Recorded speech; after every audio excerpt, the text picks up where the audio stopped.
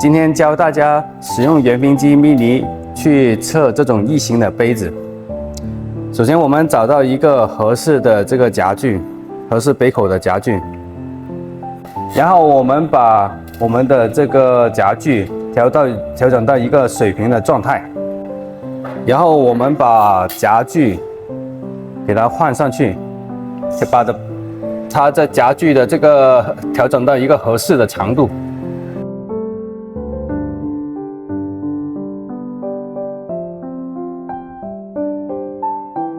然后我们找到这个卡尺，去测量一下我们杯子的最大直径的地方。